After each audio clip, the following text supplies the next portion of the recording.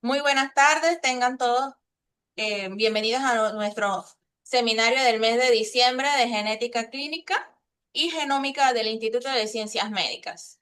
En el día de hoy tenemos la conferencia de CIPER, abordaje interdisciplinario de las enfermedades no diagnosticadas en Chile, por la doctora Gabriela Repeto. La doctora Gabriela Repeto, genetista clínica y profesora titular en la Facultad de Medicina Clínica Alemana, Universidad de Desarrollo en Santiago, donde dirige un programa de enfermedades poco frecuentes. Tiene más de 120 publicaciones internacionales en esta área. Fue presidenta de la Sociedad Chilena de Genética y actualmente es miembro de la Academia Chilena de Medicina, del Comité Técnico Asesor en Enfermedades Raras, Poco Frecuentes y Huérfanas del Ministerio de Salud en Chile y del Grupo Técnico Asesor en Genética de la Organización Mundial de la Salud. Muchas gracias, doctora, repito, por estar aquí con nosotros en esta tarde. Puede empezar su conferencia. Tenemos las preguntas al final. La pueden hacer al final de la charla, pueden dirigirse directamente a la doctora o escribir las preguntas al chat. Muchas gracias, María, por la presentación y a Iván también por la invitación a conversar con ustedes. Eh, Me imagino que varios ya están muy familiarizados con el término de enfermedades raras o poco frecuentes, pero quisiera hacer algunas definiciones, ¿cierto? Con fines de eh, estandarizar un poco o clarificar de lo que estamos hablando, ¿cierto? Como ustedes saben, estas condiciones tienen varios nombres, raras minoritarias, poco frecuentes. Huérfanas es un poco distinto porque habla de la ausencia de terapia, tema que eso sí es muy relevante para las personas con enfermedades poco frecuentes también. La definición de la Unión Europea, ¿cierto? Que fue la primera región que empezó a hablar más evidentemente de esto, son aquellas enfermedades que afectan a menos de 5 en 10.000 personas o una en 2.000 personas. Y esta definición ha sido adoptada en varios países, incluido Chile, que desde este año tenemos una ley, ¿cierto? Que define esto de manera. Y como ustedes saben, más de la mitad de estas condiciones se inician en la infancia, ¿cierto? Afectando a niños y produciendo importante discapacidad o muerte precoz. Y existen más o menos unas 8.000 enfermedades descritas que están, como también ustedes seguramente saben, en orphanets listadas, ¿cierto? Y porque para los genetistas este es un tema importante porque más del 80% tiene un origen genético y el resto son algunas infecciones poco frecuentes y también condiciones inmunológicas u oncológicas que la verdad es que también tienen un componente genético de susceptibilidad, ¿ya? Y si bien cada una de estas condiciones es individualmente rara, ¿cierto? El conjunto de ellas se estima que afecta entre 5 a 8% de la población, o sea, una cada 20 personas pudiera tener una enfermedad rara o poco frecuente, y en Chile, que tiene una población de casi 20 millones de personas, esto significa 1 millón de personas en Chile con una enfermedad rara o poco frecuente, pero también esto impacta, como vamos a ver, a sus familiares y cuidadores, así que el ámbito, ¿cierto?, de impacto es bastante más amplio. Y haciendo estimaciones sobre la población en Panamá, ¿cierto? Uno estimaría también que hay entre 250.000 a 450.000 personas en Panamá con enfermedades raras o poco frecuentes y entre 25 y 40 millones de personas en Latinoamérica y el Caribe. Así que sería, si juntamos a todas estas personas, uno de los países más poblados de la región, ¿ya? Y si miramos a nivel global, ¿cierto? Esto significaría alrededor de 400 millones de personas viviendo con una enfermedad poco frecuente y no es mi intención hacer una competencia con otras condiciones, pero solo demostrar, ¿cierto?, que no es raro tener una enfermedad rara, ¿cierto? Ahí se estima alrededor de 40 millones de personas viviendo con VIH, ¿cierto? Temas que no son bastante más conocidos, que se enseñan a los profesionales de salud a lo largo de su formación, que hay como conciencia poblacional, ¿cierto? Y alrededor de 500 millones, o sea, un poco más, ¿cierto?, de personas con diabetes y otras condiciones de nuevo que no son bastante más conocidas. Y si miramos, ¿cierto?, la frecuencia de cada una de estas condiciones en particular, ¿cierto? Hay un grupo grande, perdón, hay un grupo de alrededor de 150, 149 condiciones que al menos en la Unión Europea, donde surgen estos datos, tienen esta frecuencia de alrededor de una en 2.000 personas y da cuenta de más o menos el 80% de los pacientes. Entonces, la barra gris es el número de enfermedades y la barra achurada en diagonal sería la proporción de personas con enfermedades raras con ese grupo de condiciones. Y aquí en Chile, por ejemplo, tenemos fenilcetonuria, fibrosis quística y hemofilia, que son enfermedades poco frecuentes para las cuales existen planes de salud y programas que son de acceso universal. Lo mismo con enfermedades de depósito lisosomal, ¿cierto? En que el Estado de Chile y las aseguradoras privadas también financian terapias de reemplazo enzimático para un grupo importante de ellas, epidermolisis bulosa, enfermedades de Huntington, para las cuales no hay financiación, pero sí para el tratamiento más global de estas condiciones. Disculpe, me acaba de aparecer un mensaje que se acabó, estoy hablando desde mi micrófono del computador y no de los audífonos, no sé si se escucha bien. Sí, te escucha bien, doctora. Te escucho, doctora.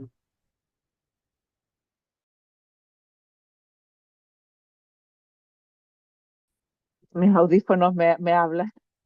Y también, por supuesto, que hay otras condiciones que son más conocidas, marfan, neurofibromatosis, enfermedad renal poliquística, etcétera, que muchas veces nosotros las ocupamos como ejemplos en la docencia con nuestros estudiantes de pregrado. Entonces, hay, yo creo, por lo menos en nuestro país, el conocimiento sobre estas enfermedades poco frecuentes, más frecuentes. Pero en el otro extremo están todas estas otras condiciones que son ultra raras, ¿cierto? Que tienen frecuencias muchísimo menores, una en 100.000, una en 1.000.000, que son las condiciones ultra raras y si bien afectan a un porcentaje pequeño de la población de personas con enfermedades poco frecuentes, son un gran número de condiciones y son un desafío grande para diagnóstico y como para ver más adelante, ¿cierto? Este es como el foco de nuestro trabajo, ¿ya? Y moviéndonos ahora de los números a las personas, ¿cierto? Les quiero contar de una paciente que yo veo desde que nació, ya tiene más de 20 años, los papás autorizan a mostrar sus fotos y contar brevemente su historia, ¿cierto? Ella ahora tiene 23 años, es de una de las regiones del sur de Chile y tenía antecedentes prenatales de restricción del crecimiento fetal y nació siendo pequeña para la edad gestacional con una microcefalia congénita, con fisuras palpebrales cortas y angostas, cumpliendo criterios de microftalmia que no se alcanzan a ver bien, pero también tenía una microtia importante, laringotraqueomalacia, que lo obligó a estar en ventilación mecánica y hospitalizada durante su infancia y después de eso con ventilación domiciliaria, y uno todavía puede ver la cicatriz de su traqueostomía, ¿cierto? Y una serie de otras complicaciones, una discapacidad intelectual muy importante, epilepsia, que afortunadamente ha respondido al tratamiento, escoliosis, que ha requerido mucha cirugía. Cuando la vimos, como les decía, de recién nacida, ¿cierto? Estos padres que eran sanos y no consanguíneos nos contaron que tenían un hijo mayor sano y otra hija que había fallecido pocos años antes, a los 10 días de vida, con prácticamente las mismas manifestaciones, ¿cierto? Eh, lo que nos hacía pensar, por supuesto, que esto se trataba de una condición autosómica recesiva y de nuevo llevamos prácticamente 2 décadas tratando de contestar esta pregunta de la familia, ¿cierto? ¿Qué es lo que tiene nuestra hija, ¿cierto? Porque eso tiene implicancias para terapia, para conocer pronóstico y también para decisiones reproductivas familiares. Entonces eso de nuevo desde esta mirada de los números a la mirada de las personas, que finalmente es lo que más nos importa a nosotros como clínicos, pero entendemos, ¿cierto?, de que estas son condiciones difíciles de abordar, de nuevo, porque son miles de condiciones distintas que tienen presentaciones clínicas muy diversas, y eso hace que los equipos clínicos tengan mucha dificultad para adquirir conocimiento que les permita reconocer estas condiciones y por supuesto mantener expertise porque incluso los que somos especialistas en el área seguramente vemos uno de estos diagnósticos una vez en nuestra vida profesional, ¿cierto? Hay pocos centros de expertos en nuestra región. Las coberturas de los seguros de salud públicos o privados son insuficientes para diagnósticos y para terapia. Y además de eso, hay poca investigación en el área. Todavía tenemos una gran deuda de desarrollos de terapias. De estas 8.000 enfermedades raras o poco frecuentes, hay alrededor solamente de 500 tratamientos específicos aprobados, ¿cierto? Y por ser pocos pacientes, recolectar evidencias sólidas sobre estrategias de manejo también es un desafío. ¿Ya? Y esto no solamente afecta a la salud individual, sino que también a las familias y a las comunidades, ¿cierto? Y por supuesto que también tensiona a los sistemas de salud, y me imagino que este es un tema también que ustedes ven, que son, por ejemplo, las necesidades de cobertura, por ejemplo, de terapias de muy alto costo. ¿Ya? Y distintas agencias globales han reconocido estas dificultades, ¿cierto? Y como ustedes saben, las Naciones Unidas el año 2021 aprobaron una resolución sobre los desafíos de las enfermedades raras o poco frecuentes. eh, Ellos le llaman People Living with Rare Diseases, las personas que viven con una enfermedad rara, y esta resolución es bastante amplia porque no solamente habla de salud, sino que desafíos sociales, educacionales, económicos, etcétera. eh, y propone ciertas respuestas de los países que involucran, ¿cierto?, una mirada multisectorial. Y a mediados de este año, la Asamblea Mundial de la Salud, o sea, donde se reúnen los ministros de salud, ¿cierto?, de todo el mundo, ¿cierto?, en la Organización Mundial de la Salud, este año aprobó una resolución más específica relacionada con la salud de las enfermedades raras o poco frecuentes, ¿cierto?, para poner metas, ¿cierto?, de diagnósticos, de terapias, de accesos, etcétera. Y estos son metas que más directamente involucran a los ministerios de salud de los países miembros, por supuesto, y a la comunidad clínica. Así que esto yo creo que sirve para nuestros países, ¿cierto?, como guías de implementación. ¿Ya? Y como hemos dicho, ¿cierto?, hay muchos desafíos en conocimiento, en diagnóstico, en terapias y en investigación, y nuestro grupo, ¿cierto?, se ha enfocado fundamentalmente en los desafíos diagnósticos, que es lo que les voy a contar a continuación. Y seguramente ustedes están familiarizados con este concepto de la odisea diagnóstica que sufren los pacientes desde que debutan con sus primeros síntomas, ¿cierto? Consultan a médicos generales y también a múltiples especialistas, a veces recibiendo diagnósticos y procedimientos incorrectos, siguen muchas vueltas, ¿cierto?, viendo a sus especialistas. eh, Tienen muchas veces el privilegio de encontrarse con asociaciones de pacientes que cumplen un rol muy importante de guía, ¿cierto? Algunos tienen acceso a estudios genéticos que puede o no llegar a un diagnóstico, ¿cierto? Y eventualmente uno pudiera llegar a saber qué es lo que la persona tiene, ¿cierto? Y acceder a grupos de apoyo específicos e idealmente a terapias específicas. Y hay datos de distintas regiones, pero yo les puedo contar que en Chile las personas que tienen diagnóstico, que son una minoría, porque muchas personas no tienen diagnóstico, habitualmente demoran más de 4 años en acceder a eso. Y esto, la verdad es que no es solamente de nuestros países en Latinoamérica, Canadá y Estados Unidos, y perdón, y la Unión Europea reportan datos similares, ¿cierto? De que muchas personas demoran entre 5 y 30 años en llegar a diagnóstico y de muchísimos profesionales en el proceso. Y, y en términos de medicina genómica, pese a que Chile es un país de altos ingresos, ¿cierto? Es un país que nosotros llamaríamos emergente o en desarrollo en términos de medicina genómica, y yo creo que esto es algo compartido por la mayoría de los países de la región, ¿cierto? Tenemos limitaciones en tener profesionales de salud capacitados, pero también investigadores que se dediquen a esto. Tenemos limitaciones de equipamiento, y muchas veces los equipamientos para nuestros países, ¿cierto?, son bastante más caros que países del norte global. Y también tenemos dificultades, ¿cierto?, con acceder a servicios técnicos que sean adecuados. Muchos de necesidades de salud del ámbito genético no son financiados por los servicios de salud. La mayoría de nuestros países, tal vez con la excepción de México y Brasil, son países más pequeños, ¿cierto? Que tienen un volumen de testeo bajo y eso también genera costos más altos. Y lo que sucede, ¿cierto? Es que muchas personas terminan no teniendo acceso a los test y las terapias que requieren, ¿cierto? O alternativamente tenemos lo que yo he llamado diagnóstico por courier, en el cual, ¿cierto? Los test que no están disponibles en el país se envían fuera del país, ¿cierto?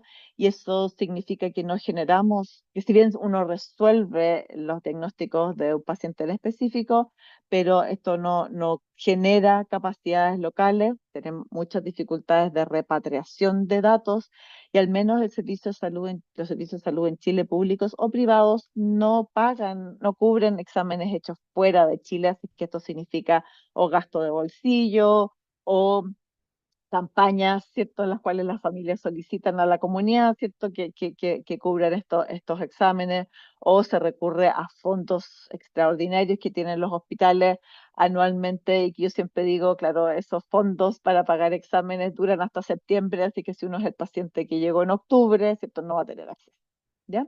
Entonces, dado este escenario, nosotros empezamos hace unos 4 o 5 años atrás este proyecto que llamamos Deciphered, y Deciphered es una sigla inventada por los investigadores jóvenes en nuestro equipo que significa Decoding Complex Inherited Phenotypes in Rare Disorders.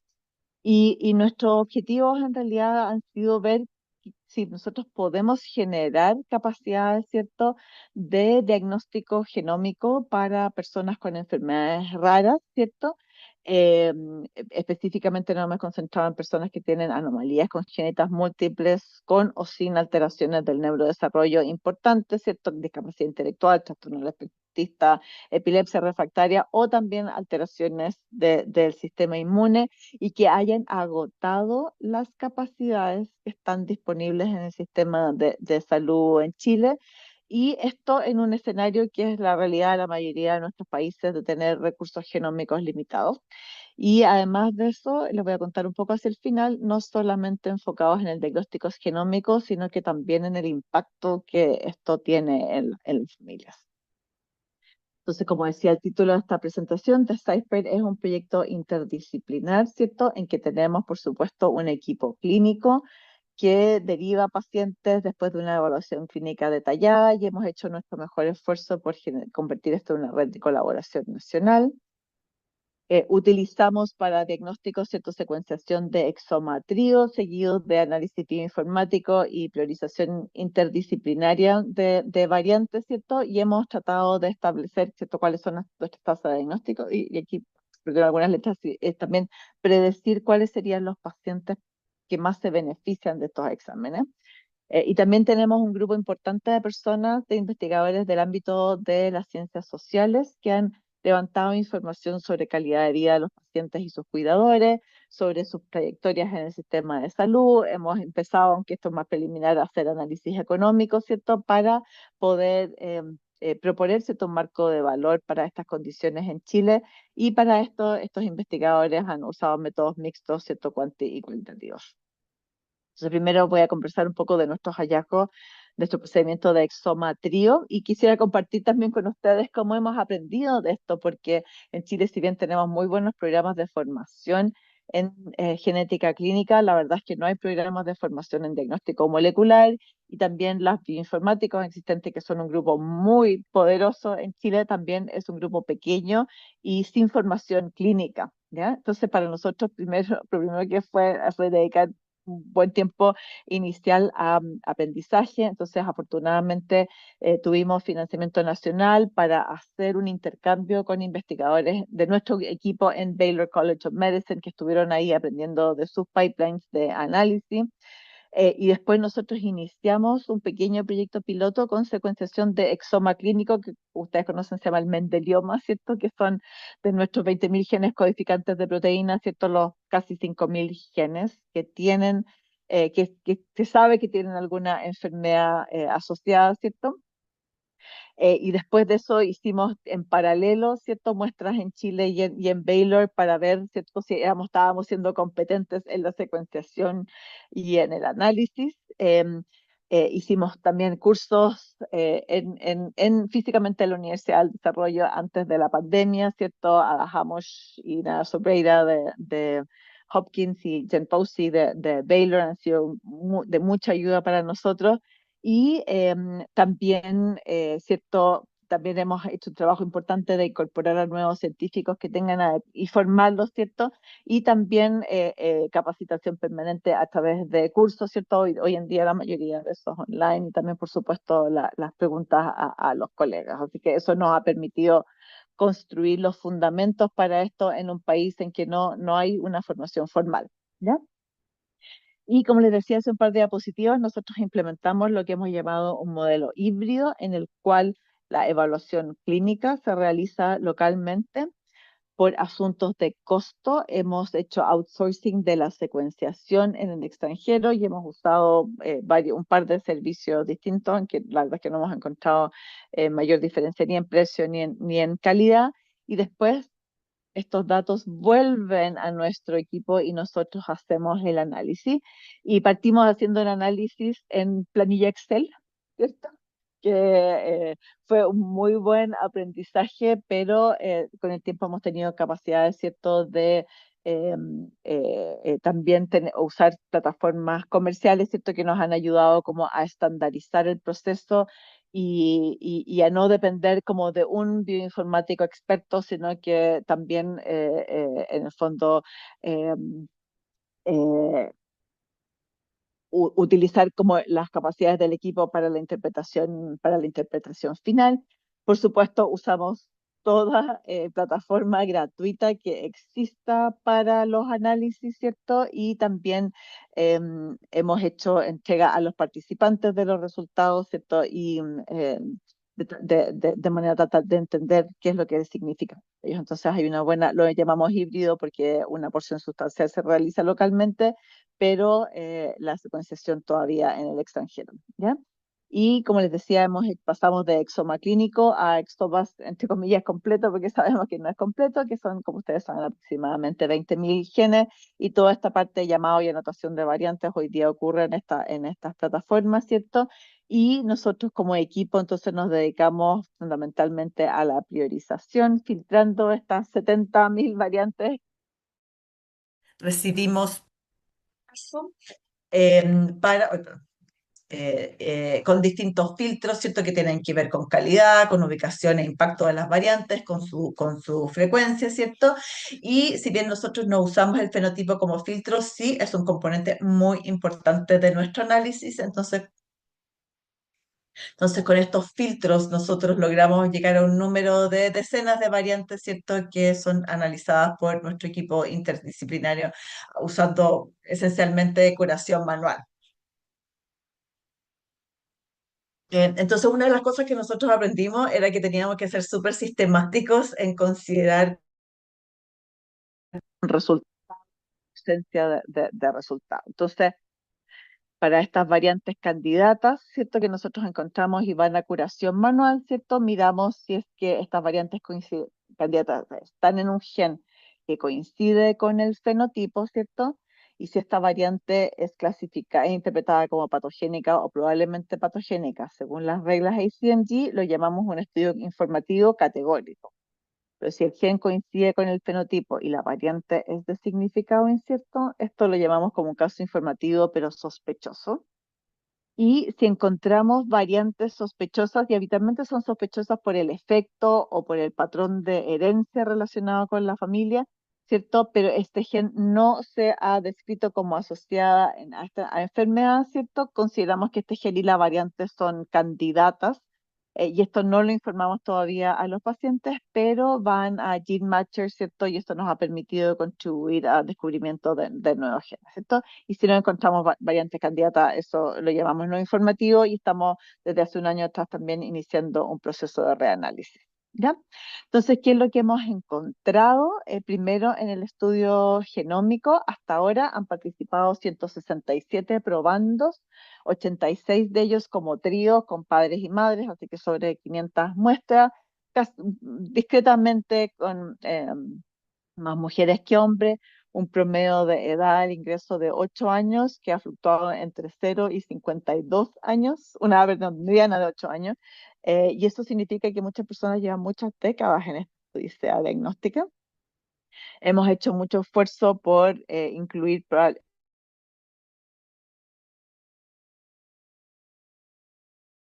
y la verdad es que este es un número un poco antiguo, ahora vamos como cercano al 80%, que es más o menos la proporción en Chile.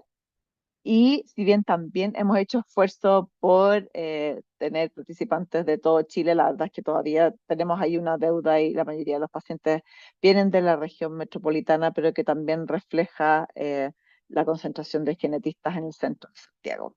Entonces aquí hay un mapa de Chile con nuestras regiones y los círculos representan, ¿cierto?, las regiones desde las cuales hemos recibido pacientes, la mayoría de la región metropolitana de Santiago, pero también de regiones del área central del país. Entonces, bueno, habíamos definido criterios de ingresos y que eso, por supuesto, que se refleja en cuáles son las manifestaciones clínicas de los pacientes, ¿cierto? Habíamos dicho anomalías congénitas, alteraciones del neurodesarrollo y alteraciones inmunológicas, y la verdad es que la gran mayoría de los pacientes tienen combinaciones de síntomas, particularmente anomalías congénitas con alteraciones del neurodesarrollo.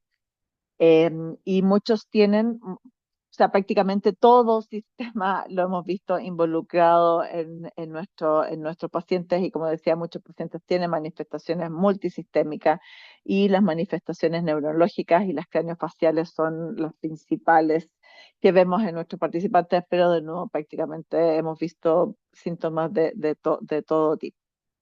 ¿Ya? Y no me voy a dedicar específicamente a los casos, pero en el fondo hemos llegado a un diagnóstico categórico a prácticamente un tercio de los pacientes y una proporción un poquito menor de pacientes con estas variantes que consideramos candidatas, que son variantes de significado incierto. Y no voy a hablar de esto, pero también lo podemos dejar para otro seminario. También esto nos ha servido para descubrir potenciales genes nuevos. Tenemos como 5 o 6 que hemos trabajado ya sea con investigadores locales o con colaboraciones internacionales a través de GeneMatcher. Y también ahora hemos logrado, sobre todo con los datos de los padres y también con datos de otros investigadores de nuestro centro, en generar una base de datos de variación exómica en la población chilena que esperamos hacer pública luego y que es muy clave para la interpretación. ¿Ya? Entonces, en los casos en que hemos encontrado algún diagnóstico, prácticamente la mitad son de novo, ¿cierto? Y eso, por supuesto, que para las familias tienen implicancias reproductivas. Tenemos una proporción heredada de la cual más o menos la mitad son dominantes con padres afectados y otra por el resto recesiva. Y algunos en que no tenemos el trío completo así que no podemos señalar con certeza cuál es el tipo de herencia de los casos conocidos también, y esto ha sido muy interesante para estos casos que son informativos, o sea, variantes predichas como patogénicas o probablemente patogénicas, prácticamente la mitad son variantes que no han sido descritas previamente y eso nos ha permitido aportar con información a ClinVar. Y además de eso, claro, la gran mayoría son variantes de nucleótido único, pero tenemos más o menos el 10%, 8-10% que tienen variantes de número de copia. Y esto es una muy buena noticia, ¿cierto? Porque tenemos, ¿cierto?, un test único que abarca no todos los mecanismos moleculares, pero sí los más conocidos. ¿Ya? Entonces, ¿qué es lo que hemos hecho? ¿Cuáles son nuestros pasos siguientes? Entonces, como les decía, las variantes, aquí están los casos con diagnóstico categórico o sospechoso, ¿cierto? Que hemos ido a aportar a ClinVar y otras bases de datos que también nos ayudan en la reinterpretación. Los genes nuevos, los potenciales genes nuevos, ¿cierto? Los hemos ingresado a GeneMatcher y potencialmente a estudios funcionales. Y el porcentaje en el cual realmente no tenemos nosotros ninguna causa identificada, estamos viendo si es que podremos conseguir financiamiento para otras estrategias como genoma, perdón, ojalá de lecturas largas, ¿cierto? Que nos permitan ver otros mecanismos de enfermedad, y ahí de nuevo estamos afortunadamente el grupo de Baylor, y que ahora en parte se trasladó a la Universidad de Columbia en Nueva York, también han sido como de gran ayuda para nuestro equipo. Em, una de las cosas que nos importa también para nuestros países que son de recursos limitados es tratar de ver si podemos seleccionar quiénes son los pacientes que más se beneficiarían de tener estudio de exoma. Y hemos hecho aquí un análisis de regresión logística con distintas características en nuestros países, en nuestros 167 participantes. Y lo que vemos acá es que la presencia de alteraciones del neurodesarrollo con o sin otras manifestaciones y de anomalías congénitas con o sin otras manifestaciones, o sea, aquí hay más de los 167 pacientes porque como les mostré, muchos pacientes tenían una combinación, pero estas dos condiciones se asocian a mayor tasa de diagnóstico, pero sexo, edad y presencia de errores innatos de la inmunidad no incrementan, ¿cierto?, la chance de diagnóstico. Entonces esto podría ayudar, ¿cierto?, a nuestras autoridades a tomar decisiones sobre en qué paciente sería prioritario financiar. Y la otra cosa que ha sido interesante para nosotros, y disculpen por esta lámina un poquito borrosa, es que también hemos hecho análisis de ancestría, porque hay varios reportes, ¿cierto? Y está esta idea de que para poblaciones subrepresentadas en las bases de datos la tasa de diagnóstico pudiera ser menor, porque no tenemos referencias y caemos con muchas variantes de significado incierto solo por su ausencia en bases de datos como NOMAD, que tiene yo creo que menos de un 4% de población nativa americana. Y aquí hicimos un análisis de componentes principales donde en gris están las poblaciones de referencia, europeos, africanos y nativo americanos. Nuestros pacientes, ¿cierto? Chile es seguramente igual como la mayoría de los países latinoamericanos, es un país mestizo, entonces la mayoría de nuestros pacientes que están aquí en verde están en esta gradiente entre europeos y nativoamericanos y unos pocos de origen africano. Y en oscuro los pacientes que llegaron a diagnóstico, y en verde los pacientes que no llegamos a diagnóstico, y la verdad es que hay una sobreposición. ¿No? Entonces, eso con respecto a genómica, pero moviéndonos a otras áreas, uno es tratar de entender la utilización de recursos de salud de nuestros pacientes, de los participantes, y eso lo hemos hecho a través de encuestas a participantes y cuidadores. Lamentablemente en Chile no tenemos todavía ficha clínica electrónica de manera tal de poder hacer una extracción más completa de datos, pero creemos que esto es una muestra importante. Y de más o menos la mitad de los participantes, ¿cierto? Hemos logrado encuestar alrededor de 80, como les decía, entre pocos meses de edad a 52 años, y hemos visto que más del 90% de los participantes ha estado hospitalizado al menos una vez, y muchos de estos pacientes han estado hospitalizados muchas más veces que una vez. Incluso tenemos un par de participantes que han tenido más de 20 hospitalizaciones, ¿cierto? Con una media duración de prácticamente un tercio de años, ¿ya? Además de esto, la mayoría de los pacientes asisten de manera regular a ver al menos un profesional médico de prácticamente todas las especialidades existentes en Chile, y seguramente esto refleja la complejidad de sus síntomas, ¿cierto? Y además de eso, la gran mayoría también asiste a otros profesionales de salud, como psicología, enfermería, nutrición, kinesiología, fonoaudiología y terapia ocupacional. Y esto para nosotros ha sido bien impactante porque en Chile muchas de estas carreras están cerrando porque muchos de estos servicios no son cubiertos por el sistema de salud. Entonces, este es otro gasto de bolsillo para la familia, cubrir las terapias que sus hijos necesitan. ¿Ya?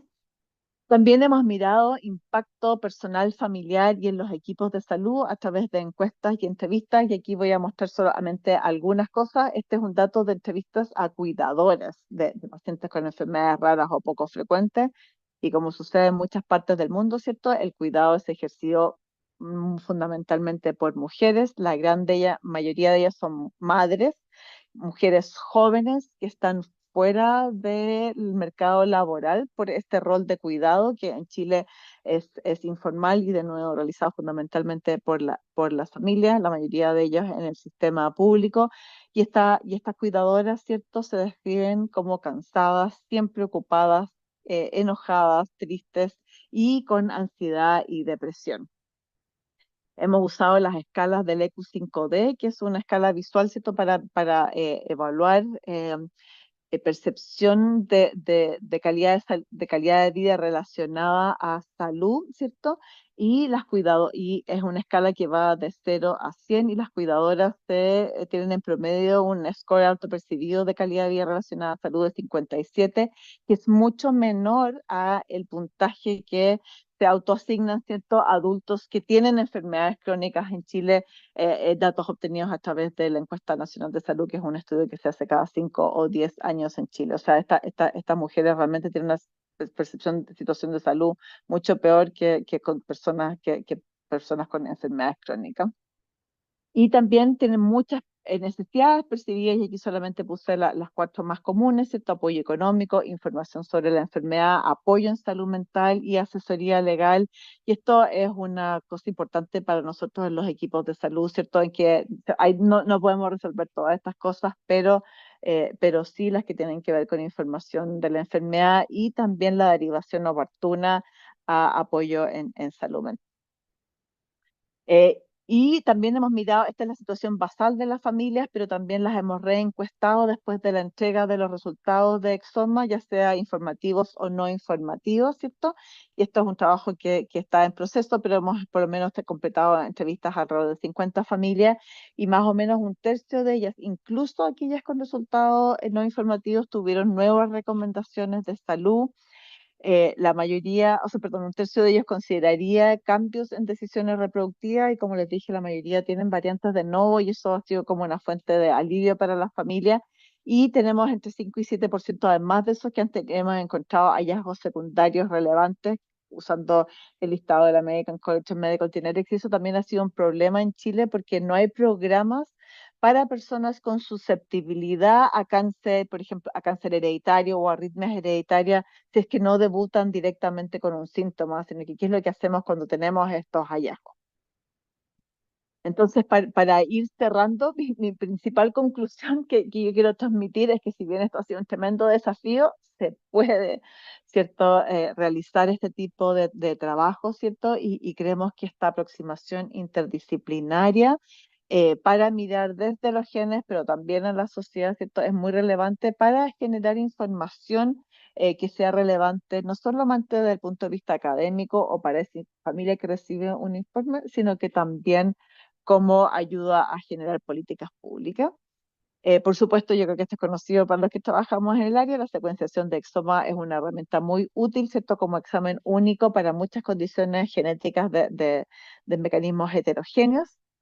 Este modelo híbrido que hemos implementado, ¿cierto?, en que parte local, parte en el extranjero, creemos que puede ser una buena estrategia de inicio y esperamos que sea una estrategia transitoria y que podamos realizar esto acá para implementar diagnóstico genómico. Y también estos trabajos nos han servido para nosotros para identificar cuáles son nuestros cuellos de botella, dónde están las limitaciones, ¿cierto?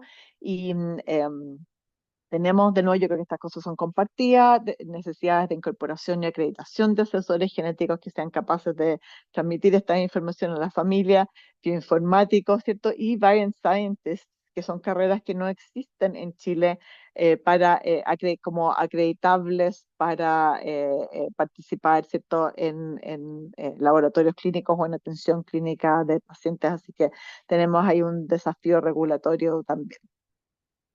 Y para ir cerrando, entonces, bueno, Catalina fue la paciente que yo les conté al principio, fue una de las primeras participantes en nuestro estudio. Como les decía, llevamos 2 décadas de hacer todo test disponible y finalmente con la secuenciación de exoma nosotros encontramos una variante homocigota que produce un codón de término en el gen UBE3B, que es parte de este complejo de ubiquitinación, ¿cierto? Y esto es consistente con el síndrome óculo-cerebrofacial de Kaufman, que explicaba todas sus manifestaciones, ¿cierto?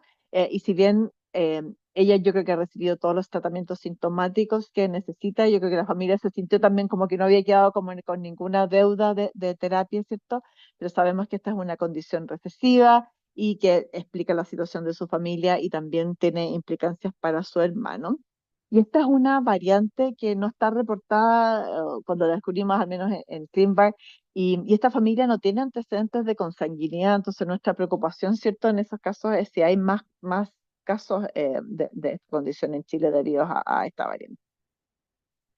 Eh, Esto ha sido un tremendo trabajo, así que no puedo no agradecer a la enorme cantidad de personas que han contribuido a este trabajo, también a estudiantes que han participado en esto a lo largo de su formación y que esperamos haber sensibilizado para este tema. En Chile tenemos muchas agrupaciones de pacientes que están agrupadas, ¿cierto?, en dos agrupaciones paraguas que se llaman Fecha y FEMPOF, y ellos también han sido una fuente muy valiosa de generar preguntas de investigación, tratar de entender lo que a ellos les importa, ¿cierto? Y a todas las agencias, por supuesto, que han financiado este trabajo, particularmente a nuestra Agencia Nacional de Investigación y Desarrollo. Y por último, si es que quieren recibir más información de nuestros programas, aquí armé una carpeta con acceso a nuestras publicaciones donde pueden ver esto en más detalles.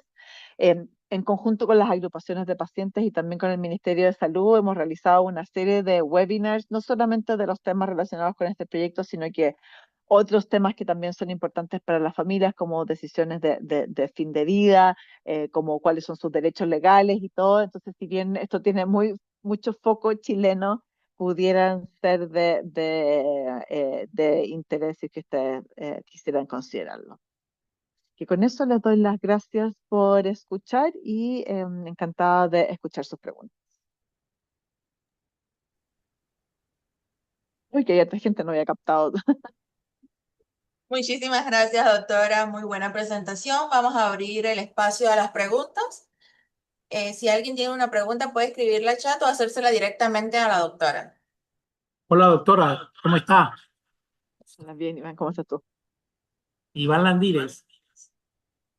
Doctora, muchísimas gracias por haber aceptado presentar en los seminarios del Instituto de Ciencias Médicas. Eh, Estamos muy agradecidos.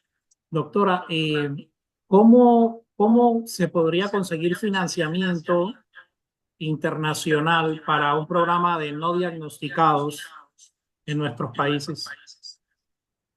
Sí, eso es un tema grande, ¿cierto? Porque bueno, como uno aprendió en la primera clase de salud pública y epidemiología en la universidad, ¿cierto? Las necesidades de salud son prácticamente infinitas y los recursos son limitados. Entonces, yo creo que en parte tenemos que hacer un trabajo de generar información que permita eh, que los tomadores de decisión en cada país, ¿cierto?, entiendan el valor de esto y tal vez no podamos tener soma para todos, sino que ir seleccionando quiénes son los pacientes que más se beneficiarían de ello, y sobre todo estos pacientes con enfermedades no diagnosticadas que han ocupado mucho tiempo y muchos recursos en llegar a un diagnóstico y para los cuales tal vez hacer estos exámenes precozmente permitiría finalmente generar un ahorro para los sistemas de salud, y eso es lo que nosotros hemos estado viendo preliminarmente en nuestros estudios.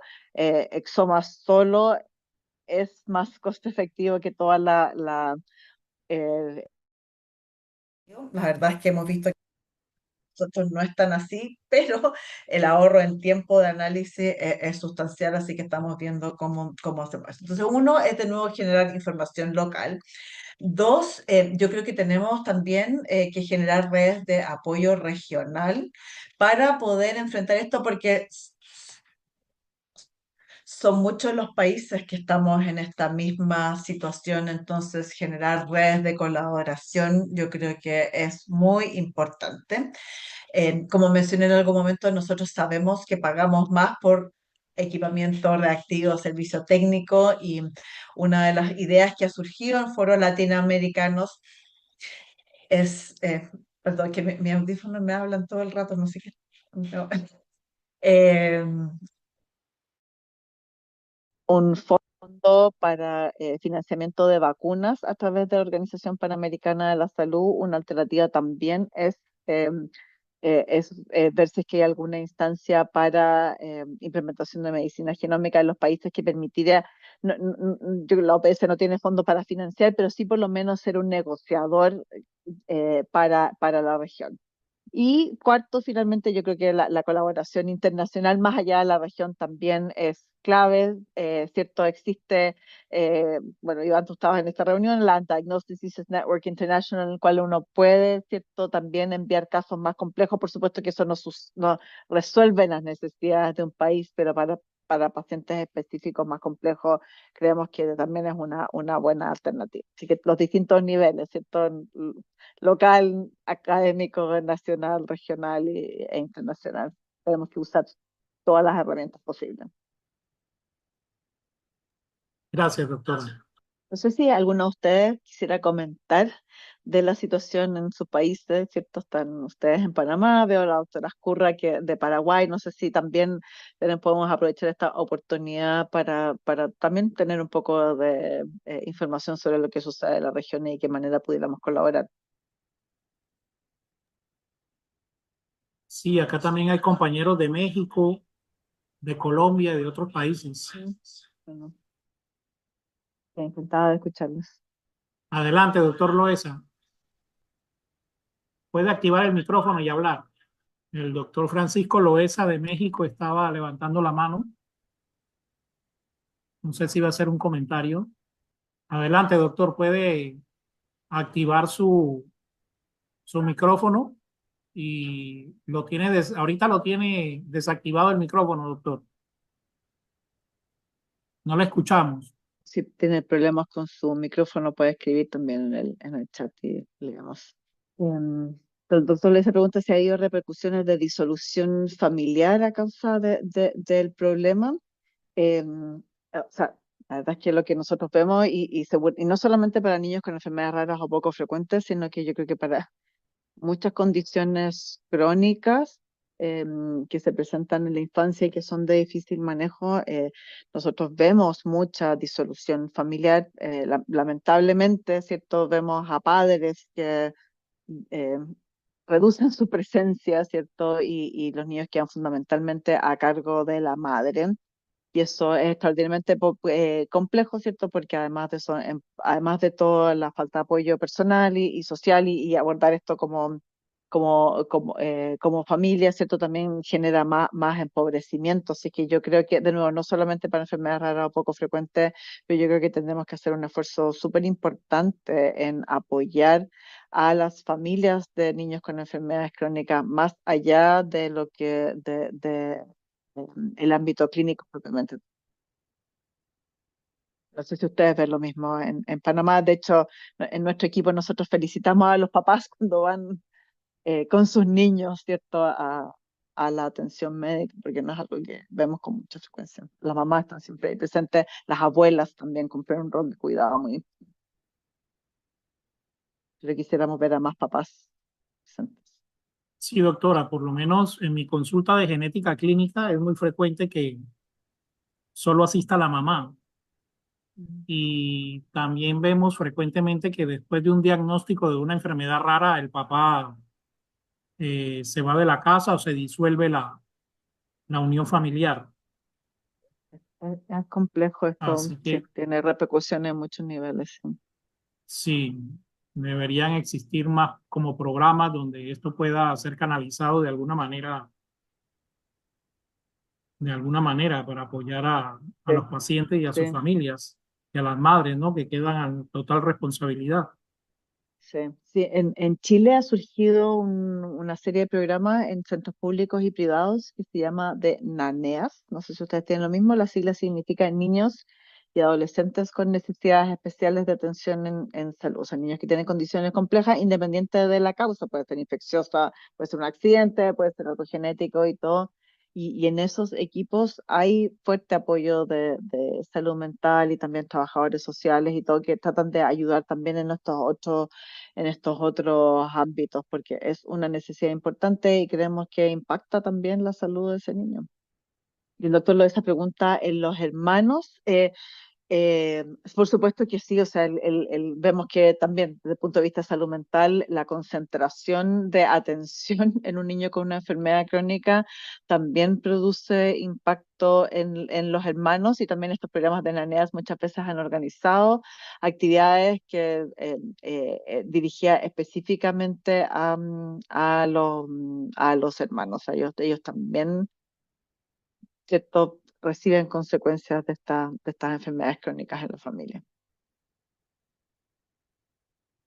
Bueno, y no sé cómo estará pasando en México o en Panamá y todo, pero también nosotros cada vez tenemos una tasa de fertilidad más baja, así que la verdad es que también estamos viendo muchas familias en que hay un único hijo y no hay hermanos. Y no sabemos cuánto está impactando tal vez la situación social de las decisiones en Chile por tener menos hijos, o también cuánto esta enfermedad, ¿cierto? Esta condición crónica de un niño también puede impactar ahí en que las familias deciden no tener más hijos, de que no, muchas veces no hay hermanos.